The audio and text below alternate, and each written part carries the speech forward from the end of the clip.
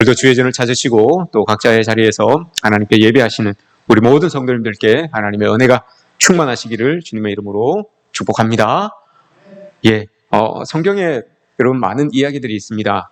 많은 이야기들이 있는데 그 중에서도 극적인 이야기들이 참 많죠. 그 중에서도 우리가 읽은 이 요나 이야기는 참 극적인 이야기 중에 하나다라고 이렇게 우리가 꽂을 수가 있습니다. 그리고 요나 이야기하면 벌써 여러분들께서 다 머릿속에 이미지화하고 있는 것들이 있어요. 이런 내용이지라고 이렇게 생각을 하고 있습니다. 그래서 요나서가 참 말씀 전하기가 힘들고 또 해석하기가 어려운 책 중에 하나가 요나서입니다. 사람들이 워낙 거기에 대하여서 미리 생각하고 있는 것들이 있기 때문에 그런 거죠. 요나 하면 여러분 뭐 어떤 내용이 떠오릅니까? 요나서 하면 물고기 뱃속, 그죠? 물고기 뱃속의 요나. 이게 머릿속에 탁 떠오를 거예요. 물고기 뱃속의 요나 이야기를 여러분 믿으십니까? 대답이 없으시죠? 한 어린아이가 아이가 주일날 예배를 드렸어요. 그림 성경을 가지고 요나서를 봤어요. 그래서 집으로 돌아가면서 버스에서 그 요나 그림 성경을 이렇게 보고 있었어요. 근데 함께 타고 계셨던 어떤 한 어른이 꼭 이 아이들의 동심을 깨고 싶어하는 어른들이 꼭 있어요. 보면 그 어른이 아이에게 이렇게 가서 물어보신 거예요. 너 그 이야기를 믿냐? 그 요나가 물고기 뱃속에 들어가 있었던 그 이야기를 너 믿냐? 라고 이렇게 물어봤대요. 그 아이가 곰곰이 생각해 보더니 저는 믿어요 라고 이렇게 이야기를 했대요. 그걸 어떻게 네가 물고기 뱃속에서 이 요나가 3일 동안 있다가 살아나왔는 것을 그걸 어떻게 증명할 수 있니? 라고 이렇게 물어봤대요. 그 아이에게 어른이 참 그죠? 물어봤대요. 아이가 곰곰이 이렇게 생각하고 있다가 대답을 했습니다. 내가 나중에 제가 천국 가서 그 요나 아저씨한테 한번 물어볼게요 라고 이렇게 이야기를 했대요. 거기서 끝나면 되는데 이 아저씨가 심술이 나서 또 다시 물어본 거예요. 그래? 그러면 요나 아저씨가 천국에 있으면 괜찮은데 요나 아저씨가 지옥에 있으면 너 어떻게 그거 물어볼래? 라고 이렇게 이야기를 했답니다. 그때 아이가 당황하여서 가만히 있다가 다시 이야기합니다. 그러면 아저씨가 가서 물어보면 되겠네요. 아저씨가 거기서 직접 물어보시면 되겠네요. 이렇게 이야기를 했답니다. 그 아이는 이 하나님의 말씀을 온전히 믿는 것이고 이 아저씨는 믿지 않는 거죠. 그래서 아저씨가 지옥 가면 그곳에 혹시 요나 아저씨가 있으면 아저씨가 직접 물어보세요 라고 이렇게 이야기를 했다고 합니다. 요나 이야기에 대해서는 여러분 우리도 궁금증을 가지고 있지만 아주 불세출의 신학자들도 여러분 이 이야기에 대하여서 긴가민가 하는 분들이 많아요. 20세기, 21세기의 최고의 신학자다라고 하는 볼트만이라고 하는 사람이 있어요. 그 사람도 이런 말을 했었어요. 요나 이야기는 신화일 수도 있다. 그러나 신화에서도 우리가 영감을 받고 은혜를 받지 않느냐라고 하는 이런 좀 불투명한 소리를 한 적이 있습니다. 볼트만이라고 하는 그 사람이 그만큼 요나 이야기 물고기 뱃속에 사람이 들어갔다 나올 수 있을까 이런 이야기를 하죠. 근데 가끔가다 여러분 해외 토픽이나 이런 것들을 보면 정말 물속기 뱃속에서 들어갔다가 튕겨져 나온 사람들이 있어요.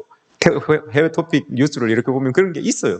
그러니 이게 모르겠습니다. 다른 사람들은 어떻게 생각할지 모르지만 이것이 하나님의 리얼 스토리라는 것을 여러분 우리 모든 그리스도인들은 믿고 받아들이는 것이죠. 여러분 믿지 않는다면 이 자리에 앉아 계실 이유가 없어요. 제가 여러분들이 믿지 않는 그 이야기를 이곳에 서서 이야기할 이유가 없는 거잖아요. 그죠?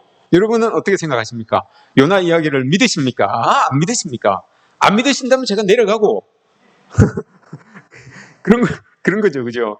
자, 요나서는 여러분 요나서가 품고 있는 이 책에 4장으로 되어 있는데 그 책의 본 뜻을 찾기가 여러분 쉽지 않아요.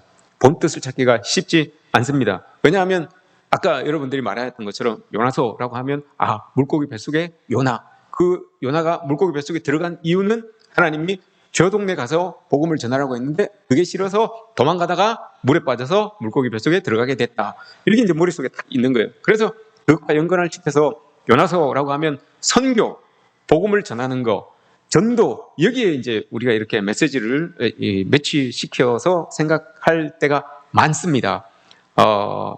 이런 식으로 우리는 선입견을 가지고 있어요. 요나서에 대한 선입견을 가지고 있습니다. 근데 오늘 말씀을 우리가 한번 조금씩 한번 풀어봤으면 좋겠어요. 과연 이 요나서가 이야기하고자 하는 내용이 뭔지 이걸 한번 봤으면 좋겠어요.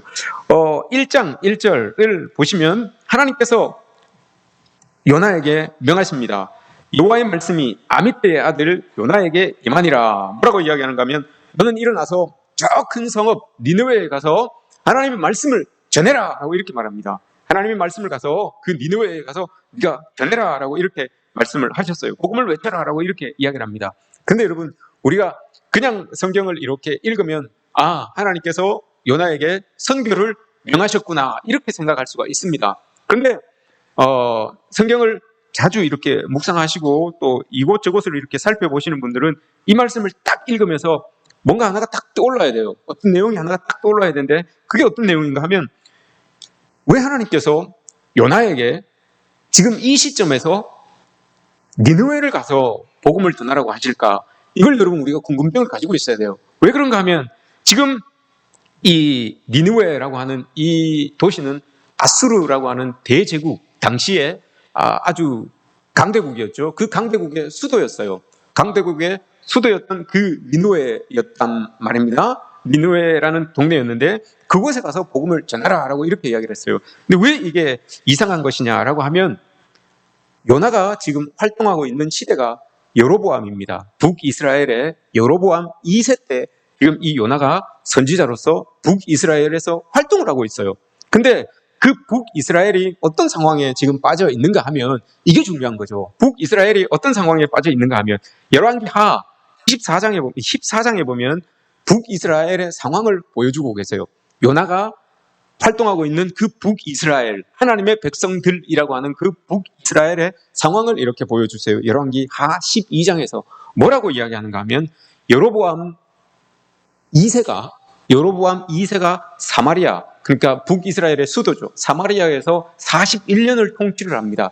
41년을 통치하는데 그 여로보암 2세를 표현하기를 뭐라고 하는가 하면, 아버지 여로보암의 악한 길을 떠나지 아니하고 이스라엘을 범죄케 하여, 이렇게 이야기를 합니다.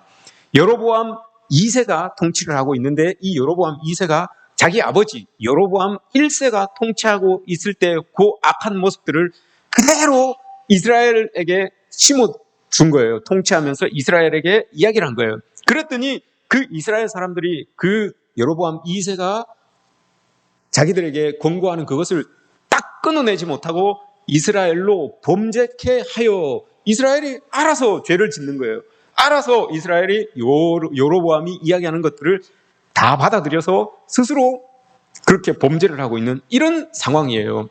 여로보암 1세가 여러분 어떤 죄를 지었습니까? 여로보암 1세가 지었던 그 죄를 그대로 아들 여로보암 2세가 짓고 있어요. 그 죄가 큰 거예요.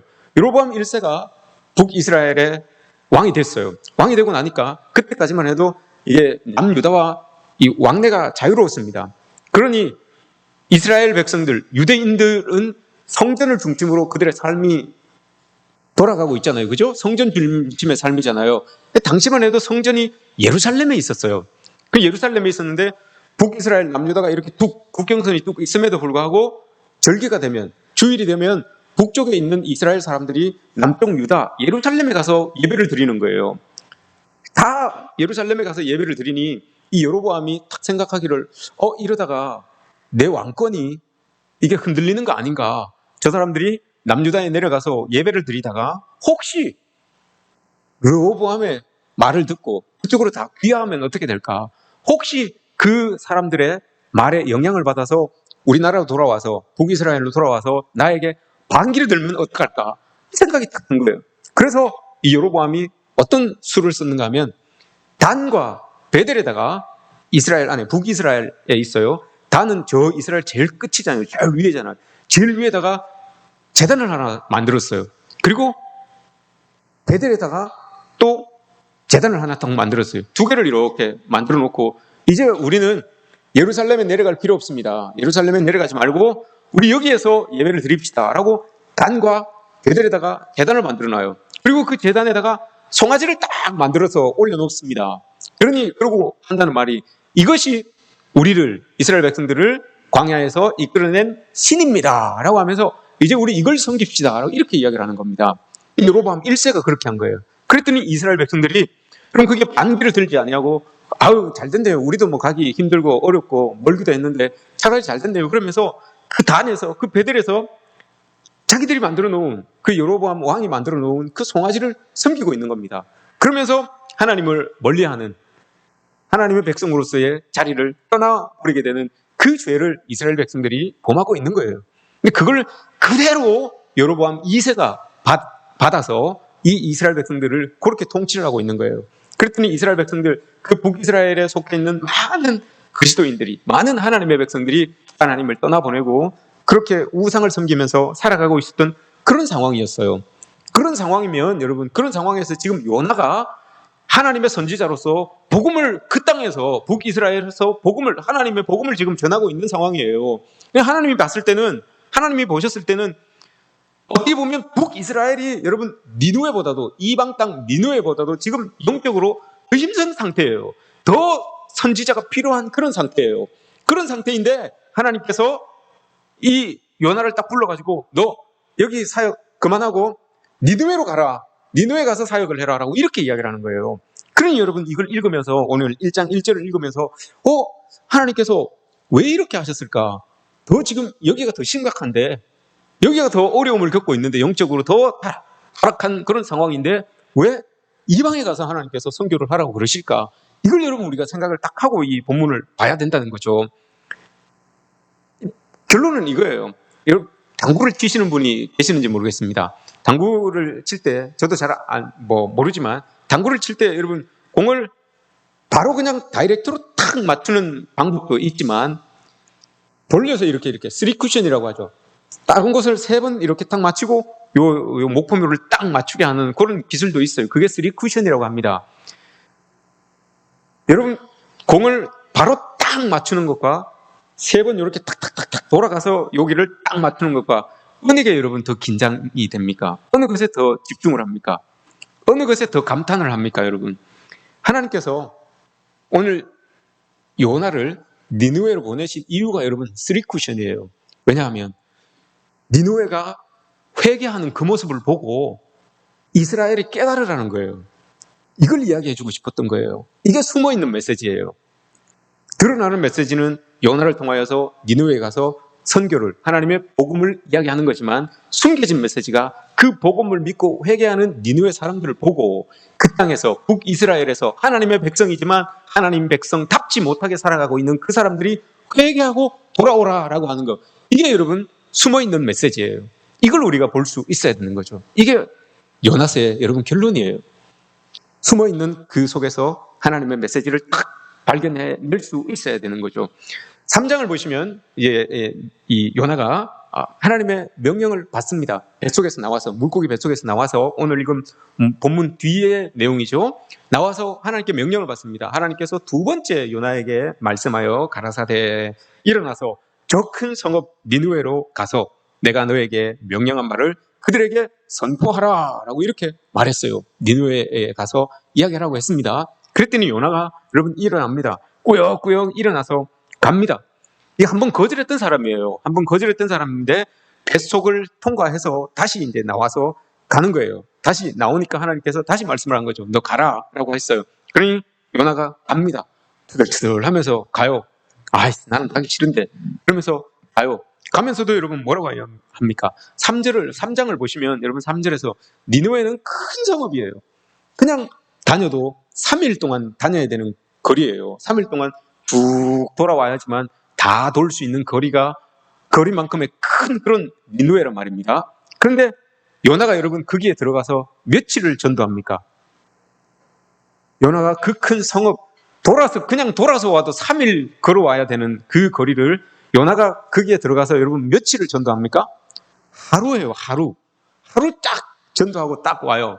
그러니 그 전도가 여러분 어떤 전도였는지, 어떤 말씀의 선포였는지 알 수가 있겠죠. 느낄 수가 있겠죠.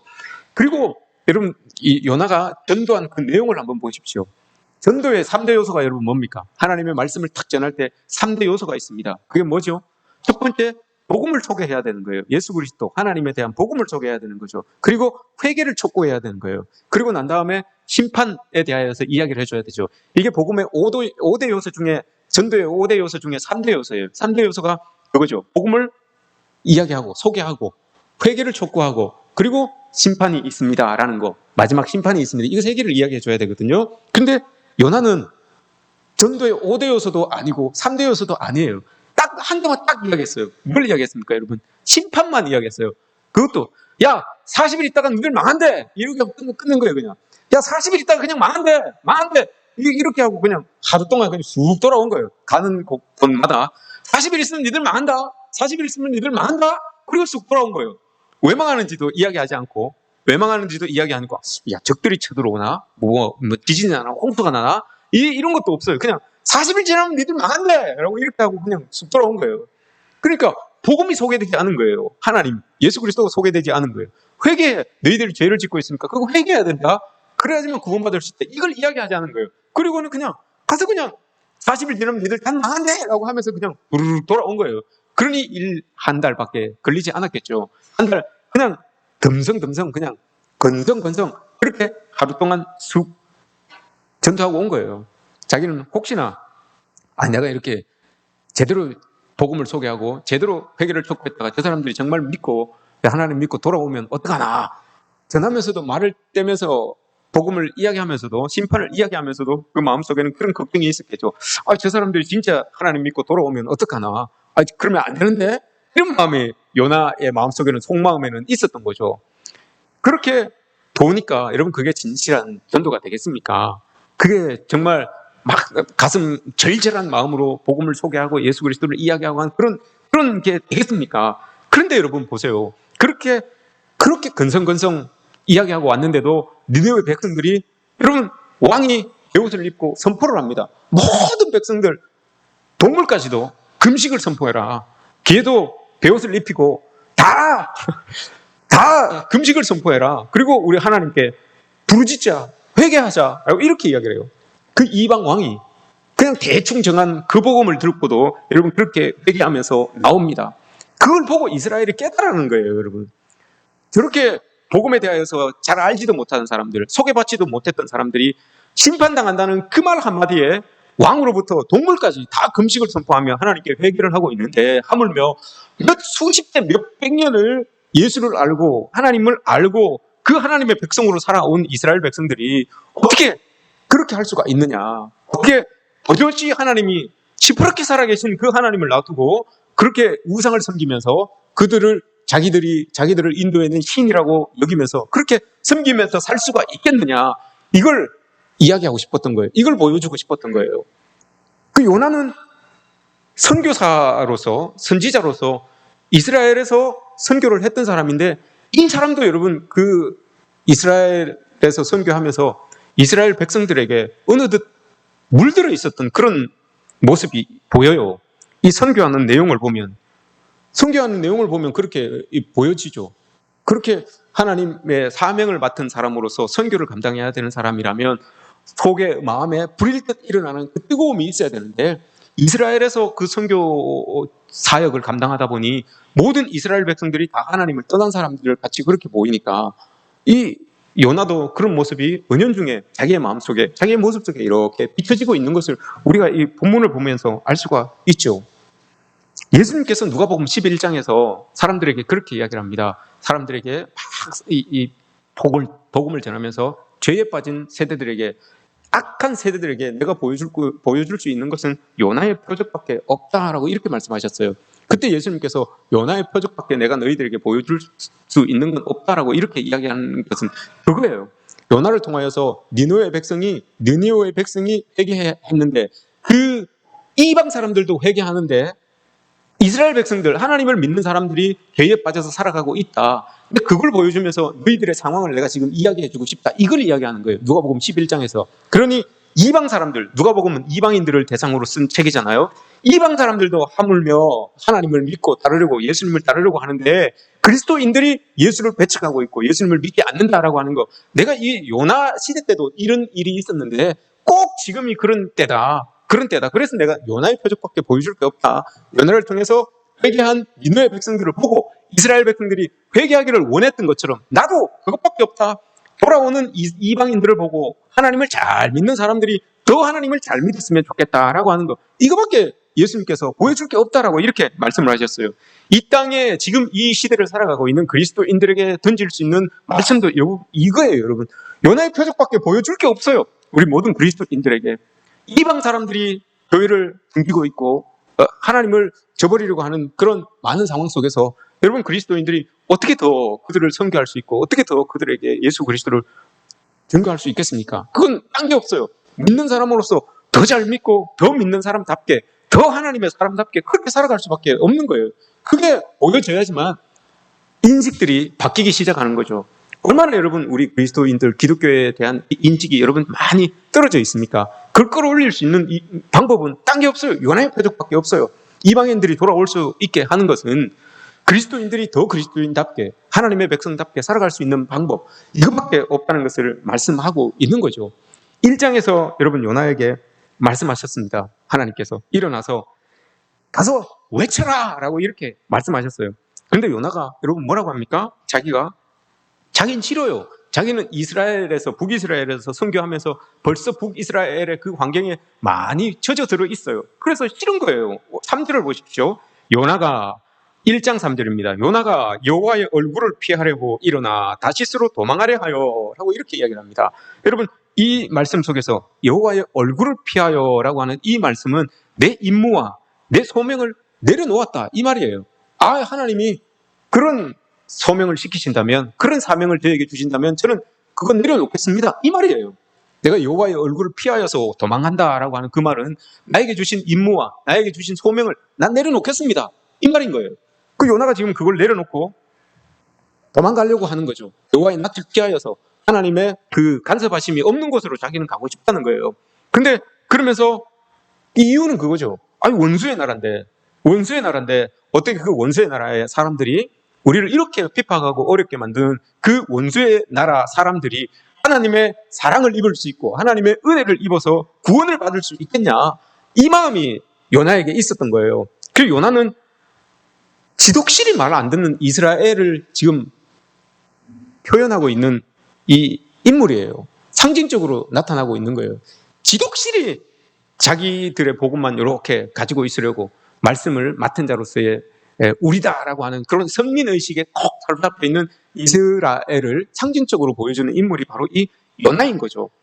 오랜 시간 동안 선지자를 보내고 또 보내고 또 보내고 했는데도 그 선민의식에 사로잡혀서 여러분 깨어나지 못하고, 또 그 선민의식이 우상과 결합이 되니까 이것조차도 더 어려운 지금 하나님의 백성들, 하나님 백성 뜯지 않은 그런 하나님의 백성의 모습으로 살아가고 있는 이스라엘이 지금 보여지고 있는 겁니다. 그 요나가 하나님의 낯을 피하여서 자기는 이제 도망가려고 나가요. 욥바에서 배를 타고 원래는 니느웨로 가야 되는데 다시스로 가려고 합니다. 니느웨는 여러분 욥바에서 550마일이에요. 한 800km, 900km 정도 되잖아요. 근데 저기 다시스는 지금의 스페인 쪽이에요. 지금의 스페인 쪽이니 거리를 상으로 쳐도 2,500마일 정도 돼요. 5배 정도 차이가 납니다. 5배 정도 차이 나는 그곳으로 굳이 그곳으로 가려고 해요. 벳삭도 여러분 3배예요. 벳삭도 니느웨 가는 것보다 다시스 가는 게 벳삭이 3배예요. 근데 여러분, 이걸 이야기하는 이유는 욥바에서 니느웨로 안 가고 다시스로 가려고 준비하고 있었다라고 하는 이 말을 하는 이유는 그거예요. 요나는 내가 2배, 3배 아니라 4배 이상의 손해가 나에게 있을지라도 나는 내 원수진 나라에 복음을 전하지 못하겠습니다. 나는 하나님의 명령을 따르지 못하겠습니다. 이걸 보여주고 있는 거예요. 나에게 비록 손해가 될지라도 나는 그거는 못하겠습니다. 나는 그건 때려 죽어도 못하겠습니다, 이 말이에요. 요나에게. 하나님의 선지자인데, 하나님의 말씀을 맡은 자인데 안 되는 거예요. 그건 못하겠다는 거예요. 복음으로 인해서 그 사람들이 살아나는 꼴을 나는 못 보겠다는 거예요. 그러다가 풍랑을 만나는 거죠. 다시스로 가다가 풍랑을 만나게 되는 겁니다. 요나가 여러분 얼마나 고집이 세고 아집이 강한 사람이었냐면, 하나님의 뜻에 불순종하고 여러분 도망가다가 배에서, 자기도 고백하잖아요. 나 때문에 그런 거다라고 이렇게 얘기를 하잖아요. 배에서 이런 풍랑을 만나면, 이런 절체절명의 위기를 만나게 되면 여러분, 하나님 안 믿는 사람들도 하나님 찾습니다. 그죠? 안 그렇습니까? 하나님 안 믿는 사람들도 혹시 내가 그러잖아요. 혹시 내가 얼마 이제 복날이 다가오는데 혹시 내가 개를 잡아먹어가지고 이런 일이 나한테 일어나는 거 아닌가? 개를 잡아먹어가지고 이런 것까지 죄가 없으니까 그것까지 다 이렇게 살펴보는 거예요. 하나님을 믿지 않는 사람들도 여러분 어려운 일들이 자기에게 갑작스럽게 자기가 이해하지 못하는 일이 갑작스럽게 훅 닥치면 내가 하나님께 죄를 지은 건 아닌가? 그러면서 뭐라고 합니까? 하나님 믿는 사람들에게 야, 네가 믿는 하나님한테 기도 좀 해줘라 라고 이렇게 이야기를 하잖아요. 하나님 믿지 않는 사람들도 여러분 자기에게 절체절명의 위기가 닥치면 하나님을 찾고 자기의 죄를 이렇게 이야기하려고 하는 그런 모습들이 있죠. 그런데 여러분 하나님의 선지자라고 하는 이 요나가 얼마나 여러분 고집이 센지 그 풍랑 속에 툭 들어갔는데도 꺾지 않아요. 자기의 그 마음을 꺾지 않습니다. 풍랑이 막 일어나니까 사람들에게 그렇게 이야기를 해요. 나 때문에 그런 거니까 나를 바다에 던져라. 그럼 된다. 이렇게 이야기를 해요. 내가 회개할게. 이렇게 이야기하는 게 아니라 그냥 나 때문에 그런 거니까 나를 잡아서 바다에 던져라. 라고 이렇게 이야기를 합니다. 난 죽어도 좋으니까 나는 하나님의 뜻을 물리시든지 나를 죽이시든지 하나님이 알아서 하십시오. 이거예요 지금. 하나님과 막 탁탁 이렇게 대치한 상태로 이 요나가 지금 계속해서 바닥으로 떨어지고 있는 거예요. 욥바로 내려가고 바다로 내려가고 배 밑으로 내려가고 바다 속으로 내려가고 계속해서 요나서를 읽어보십시오. 그 내려가다라는 말이 계속 나와요. 계속해서 요나는 하나님 없는 곳으로 계속해서 내려가려고 지금 시도하고 있는 거예요. 그렇게 계속 내려가고 있는 이 요나의 모습을 보고 있는 겁니다. 그러면서 뱃속에 이제 턱 갇히게 되죠. 고기 뱃속에 떡 갇혔어요. 갇히게 되면 요 본문은 학자들마다 여러분 해석하는 사람이 달라요. 해석이 좀 달라요. 진짜 신실하게 이곳에서 회개를 했다라고 하는 부류와 아직 회개하지 않았다라고 하는 부류 이렇게 나눠져요. 근데 요즘은 대세가 회개하지 않았다. 절실한 회개를 아직 요나는 하지 않았다라고 이렇게 보고 있습니다. 왜냐? 이어지는 내용들을 보면 됩니다. 보십시오. 요나가 하나님께 기도합니다. 2절에서 내가 받는 고난으로 말미암아 여호와께 불러 아뢰었더니 내가 받는 고난으로 말미암아 고난이라고 하는 것은 여러분 하나님의 사람이 하나님의 일을 하다가 그 일로 인하여서 주어지는 상황, 주어지는 그 처지 이걸 고난이라고 이야기합니다. 하나님의 사람이 하나님 사람으로서 일을 하다가 하나님의 일을 하다가 하나님 때문에 생겨나는 그런 고난, 그런 어려운 상황, 어려운 처지에 들어갈 때 그걸 고난이다라고 이렇게 이야기를 합니다. 근데 지금 요나는 고난이다라고 이렇게 이야기할 처지가 안 돼요. 고생이라고 해야 되죠. 고생. 왜냐? 하나님께서 니느웨로 가라고 했을 때 그 명령에 순종하여서 니느웨로 갔으면 이런 일이 일어날 이유가 없어요. 그런데 자기가 불순종했잖아요. 자기가 불순종하고 여호와의 낯을 피하여서 도망가다가 이런 일이 일어난 거예요. 그러니 고생이라고 할 수가 있는 거죠. 한번 보십시오. 그러면서도 뭐라고 이야기를 합니까? 3절을 보시면 주께서 나를 깊은 바다 속 가운데로 던졌습니다. 4절에 보시면 주의 목전에서 나를 쫓아냈습니다. 라고 이렇게 이야기를 해요. 모든 상황이 자기가 지금 뱃속에 들어있는 이 상황도 다 하나님 때문입니다. 라고 이렇게 하나님 탓을 하고 있는 것을 보게 됩니다.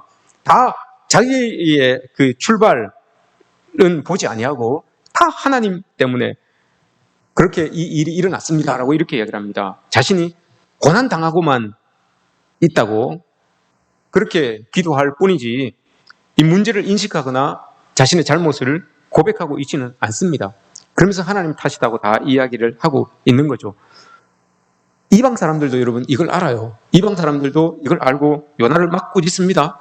10절 말씀에서 1장 10절 말씀에서 풍랑이 일고 막 배가 위험하게 되니까 사람들이 그런 거예요. 이방 사람들이 배에 타고 있었던 이방 사람들이 이야기를 하는 거예요.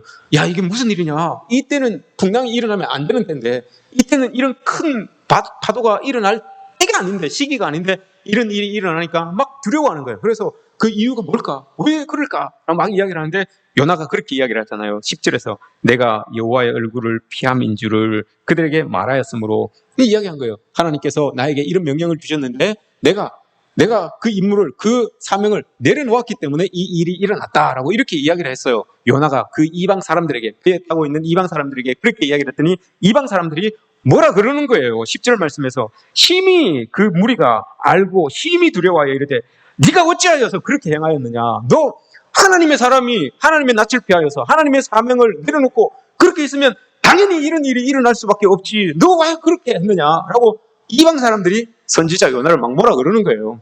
얼마나 여러분 이게 부끄러운 일입니까? 하나님을 모르는 사람들이, 하나님을 알지 못하는 사람들이 하나님을 믿는 그 선지자를 막 뭐라고 하는 거예요. 네가 어떻게 그렇게 할 수가 있느냐? 하나님의 사명을 맡은 사람이 하나님의 사람이라면서 어떻게 그럴 수가 있느냐라고 이렇게 막 뭐라 그러는 이 내용입니다. 그렇게 물고기 뱃속에 들어가게 된 거죠. 바다에 빠져 있다가 하나님께서 물고기로 덥석 요나를 삼켜버리게 된 거예요. 그것이 여러분 기도할 수 있는 자리예요. 그것이 나의 모든 생각과 나의 모든 시선과 이런 것들이 다 끊어지고 온전히 하나님 앞에 딱 앉아서 기도할 수 있는 공간, 이걸 하나님께서 만들어 주신 거죠. 근데 그걸 요나가 모르는 거잖아요. 요나가 그 자리에 앉아서 기도하는 걸 오늘 보십시오. 여러분 기도하는 것을 보시면 요나의 이 기도를 이렇게 읽어보시면 여러분 누구의 기도가 딱 떠오릅니다. 누가복음 18장에 바리새인과 세리의 기도가 있죠. 그런데 바리새인이 기도할 때 뭐라고 합니까? 하나님, 저는 토색하고 불의하고 가늠한 저 사람들과 같지 않습니다. 저는 이렇게 하고 이렇게 하고 이렇게 했습니다. 하나님, 저는 참 자랑스러운 참 잘난 하나님의 사람입니다. 라고 하면서 저 사람들과 같지 않은 것에 대하여서 너무너무 감사합니다. 라고 이렇게 기도를 해요. 세리와 같지 않은 것에 대해서 너무너무 감사합니다. 라고 이렇게 기도합니다. 근데 오늘 이 요나가 기도하는 것을 보십시오. 요나가 7절부터 쭉 기도하는 내용을 보십시오. 뭐라고 이야기하는가 하면 8절, 거짓되고 같은 것을 숭상하는 모든 자에게서 베푸신 그 은혜를 버렸사오나 모든 자는 자기에게 베푸신 은혜를 버렸사오나. 이게 뭔가요, 여러분? 이방 사람들은, 하나님을 모르는 사람들은 하나님이 은혜를 줬는데도 불구하고 그걸 다 버렸습니다. 그러나 나는 하나님의 은혜를 꼭 쥐고 있습니다. 그래서 9절, 나는 하나님께 감사합니다. 그 감사하는 목소리를 담아서 하나님께 제사를 드리고 주께 서원을 갚아드리겠습니다. 이렇게 기도하고 있는 거예요. 지금 왜 지가란다. 자기가 그 물속에 들어가 있는지도 모르고 하나님, 저는 참 감사합니다. 저 이방에서 멸망당해야 되는 저 사람들, 하나님이 은혜를 주셨음에도 불구하고 모르고 있는 저 사람들보다 나는 하나님께서 주신 은혜를 잘 알고 구원받은 백성이라서 너무너무 감사합니다. 그들과 같지 않는 것에 대하여 감사하면서 하나님께 예배드리고 찬양합니다. 라고 이렇게 기도하고 있는 요나예요. 이게 지금 요나의 모습이란 말입니다. 여기에서 여러분 무슨 자기의 혹독한 자기 성찰이 있습니까? 여기 어떻게 자기 회개가 여기에 어디 있습니까, 여러분? 이 일이 왜 지금 자기가 이 바다까지 내려와 있어야 되는지, 여기에 대한 여러분 자기 성찰이 없어요. 왜 이런 일이 일어났는지 몰라요. 기도는 참 아름답게 참 잘하고 있지만 정말 회개의 모습은 보이지 않는 이 요나의 모습이 있습니다. 그럼에도 불구하고 여러분 하나님께서 요나를 육지로 토해내죠. 왜 그랬겠습니까, 여러분? 사명이 있기 때문에 그런 겁니다. 사명이 있기 때문에. 요나가 이뻐서라기보다는 해야 될 일이 있기 때문에 육지로 토해낸 거예요. 그리고 토해내자마자 말하는 게 너 가서 빨리 전해라 라고 이렇게 말하는 거잖아요. 3장 1절에서 너 빨리 가서 그거 전해라 라고 이렇게 말씀하시는 이유가 그거죠. 여러분 칼빈이 이야기를 했습니다. 기도는 마음을 열고 하나님 앞에 나아가는 태도다라고 이렇게 이야기를 했어요. 기도는 하나님 앞에 마음을 열고 나가는 태도다라고 이렇게 말씀하셨습니다. 성경을 해석하는 학자들이 여러분 이 성경 속에 기도가 참 많이 나오죠. 성경 인물들이 한 기도가 참 많이 나옵니다. 그 기도 중에서 최악의 기도, 제일 못한 기도가 2개 있어요. 제일 못한 기도를 쭉 뽑았는데 그 중에 첫 번째가 창세기 28장 야곱의 기도입니다. 창세기 28장 야곱의 기도. 두 번째가 요나의 기도입니다. 창세기 똑같은 이 특징이 있어요. 똑같은 공통점이 있어요. 창세기 28장 야곱의 기도. 야곱이 도망가다가 베델에서 하나님을 만나죠. 환상 속에서 하나님을 만납니다. 그리고 난 다음에 하나님을 만나고 최초로 드리는 기도예요. 그게 최초로 드리는, 제단을 쌓고 최초로 드리는 기도인데 뭐라고 이야기하는가 하면 그렇습니다. 하나님께서 내가 저 갈 길을 다 갈 때까지 나를 떡으로 먹여주십시오. 그리고 옷으로 입혀주십시오. 그리고 내가 여기로 돌아올 때까지 하나님이 함께하여 주신다면 제가 하나님을 나의 하나님으로 섬기겠습니다. 그리고 나의 11조를 하나님께 드리겠습니다. 라고 이렇게 기도를 했어요. 그래서 모든 성경학자들은 이 야곱의 기도를 빵점은 좀 혹독하고 5점 정도 줍니다. 5점 정도. 100점 만점에 5점 정도 줍니다. 왜냐? 야곱의 기도는 여러분 조건절이에요. 조건절. 하나님이 이렇게 해주시는 거 봐서 하나님이 이렇게 해주시면 그거 봐서 내가 하나님이 나에게 흡족하게 해주셨으면 내가 거기에 대해서 좀 이렇게 할 것이고, 아니면 허물도 없습니다 이거예요. 하나님을 향해서 하나님이 해주는 거 봐서 이렇게 많이 해주시면 저도 많이 할 거고, 뭐 아니면 저도 뭐 손톱도 안 들어갑니다 저한테. 이런 거예요. 지금 야곱이 그렇게 고백을 하고 있는 거예요. 기도를 하고 있는 거예요. 그 야곱의 기도와 비스무리한 게 이 요나의 기도입니다. 요나도 여러분 마찬가지예요. 요나도 지금 물고기 뱃속에 들어와 있어서 그 힘든 상황을 자기가 맞이하고 있음에도 불구하고 그 일이 왜 일어났는지를 모르고 있어요. 그 일이 왜 일어났는지도 모르고 하나님 앞에 그렇게 이야기를 하고 있는 겁니다. 하나님, 나는 이렇습니다. 나는 저렇습니다. 나는 저 사람들과 같지 않고 다 하나님 앞에 거룩한 사람입니다 라고 하면서 이렇게 자기를 자랑하고 있는 그런 기도의 소리가 있죠. 그런데 여러분, 하나님은 하나님이세요. 하나님은 하나님이라는 게 어떤 의미냐 하면, 하나님께서 여러분 그 정말 보잘것없는 그 기도, 정말 하찮기조차도 한 그 기도를 하나님께서 들어두셨어요. 들어주신 것이 아니라 여러분 들어두셨어요. 야, 뭐 그런 기도를 하냐, 그럼 길을 딱 막으신 게 아니라 들어두셨어요. 들어두셨다가 보고 나중에 어떻게 상황 보고 그걸 행해주든지 안 행해주든지 하나님께서 다 들어두셨단 말입니다. 안 들으신 게 아니에요. 다 들어두셨어요. 들어주신 게 아니라, 당장 들어주신 게 아니라 들어두셨어요. 들어놓고 마음속에 이렇게 간직하고 계셨던 거죠. 그래서 하나님이에요. 여러분, 우리가 하는 기도, 하나님은 다 여러분 정말 우리 편에 서서 하나님 앞에 기도하는 것 같아도 그거 하나님 다 들어두세요. 그리고 우리의 상황 따라서 하나하나, 우리의 처지 따라서 하나하나 그렇게 내려주시는 분이 하나님 아닙니까?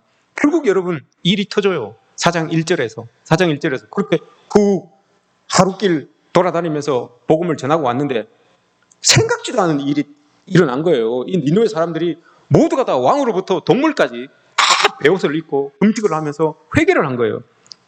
그러니 그 소식을 딱 듣고 요나가 뭐라고 합니까? 4장 1절에서 요나가 매우 싫어하고 성내며, 자기가 왜 싫어하고 왜 성냅니까 여러분?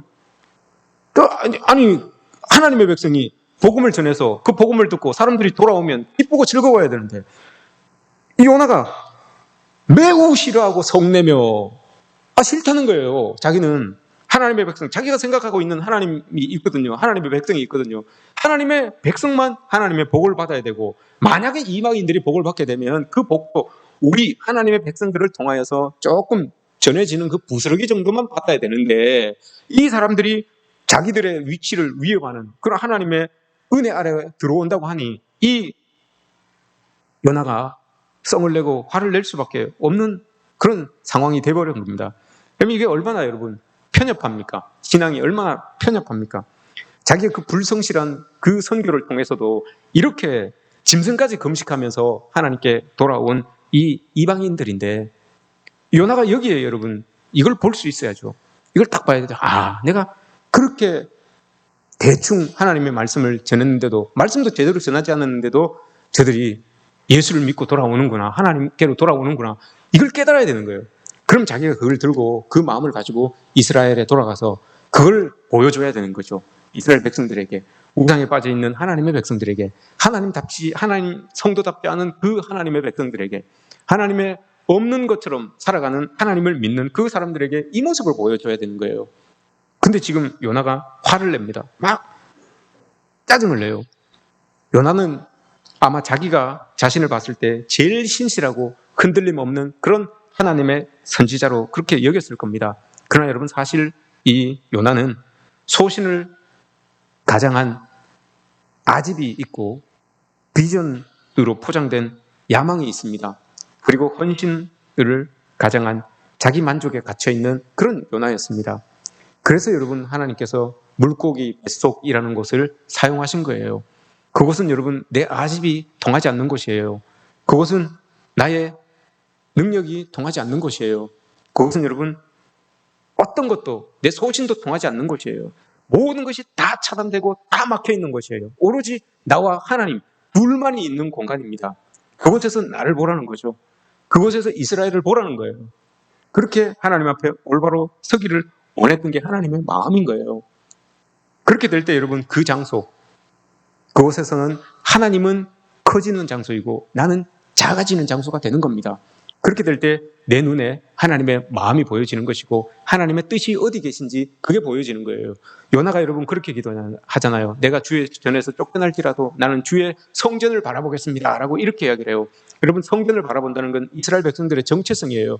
이스라엘 백성들이 이스라엘을 떠나게 되면 그들이 예배 시간이 되면 이스라엘을 이렇게 바라보며 이스라엘의 성전 있는 쪽을 이렇게 바라보는 그런 모습이 있어요. 이게 이스라엘 백성들, 하나님을 섬기는 사람들의 정체성이다라고 이걸 표현하는 거예요. 그러나 여러분 여기에서 이 요나는 지금 그게 중요한 게 아니에요. 성전을 바라봐야 되는 것이 아니라 하나님의 목적이, 하나님의 계획이 어디 있는지 그걸 바라봐야 되는 거예요. 하나님의 성전, 나는 하나님의 백성입니다라고 하는 그 정체성을 가지고 하나님의 성전을 보는 것이 아니라 그의 시야가 성전에 머물러 있는 것이 아니라 이제는 하나님이 가라고 하신 그 니느웨, 하나님의 목적이 있고 하나님의 계획이 있는 그것을 바라볼 수 있는 그 요나가 되어야 되는 거예요. 그럼에도 불구하고 요나는 아직까지도 나는 성전을 바라보겠습니다 라고 이렇게 이야기를 해요. 아니에요, 여러분. 우리의 모습도 여러분 마찬가지입니다. 우리의 시선이, 우리의 마음이 성전에만 머물러 있는 것이 아니라 과연 하나님의 뜻이, 하나님의 계획이 니느웨에 있다면 우리도 그것을 바라볼 수 있어야 되는 거예요.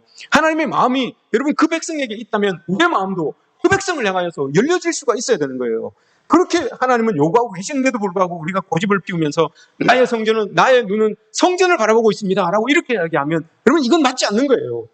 하나님께서 원하시는 그 시선, 하나님의 시선이 있는 곳은 여러분 지금 니느웨 백성이에요. 니느웨예요. 그래야지만 그 백성을 통하여서 이스라엘 백성들도 깨닫게 되기 때문에, 회개하게 되기 때문에 하나님이 그렇게 니느웨 백성들을 향하여서 이 요나를 보내고 있는 겁니다. 여러분 우리가 요나가 물고기 뱃속에서 토해져서 다시 사명의 자리로 돌아옵니다. 사명의 자리로 돌아왔지만 그럼에도 아주 즐거운 마음으로 그 사명을 감당하지 못하고 있죠. 그러나 여러분 이것 또한 하나님의 은혜입니다. 사명의 자리로 돌아와서 어떻든 간에 하나님의 말씀을 들고 전할 수 있게 만들었던 것, 이것도 하나님의 은혜입니다. 그러면서 그 은혜를 통하여서 니느웨 백성들이 돌아오지 않습니까? 그걸 통하여서 이스라엘 백성들도 깨닫고 주께로 돌아오게 되는 그런 은혜가 일어나는 거죠. 여러분 우리도 우리의 눈이 여러분 우리의 성전에만 있는 것이 아니라 나에게만 있는 것이 아니라 이제 정말 우리의 시선이 하나님의 시선이 있는 곳으로 향해져야 됩니다. 우리의 마음이 하나님의 마음이 있는 곳으로 여러분 이게 전해져야 됩니다. 그렇게 될 때 정말 하나님의 계획이, 하나님의 목적이 우리를 통하여서 이루어지게 되는 것이죠. 그렇게 되면 이방도 살고 하나님의 백성들도 살게 되는 그런 은혜가 일어나게 되는 겁니다.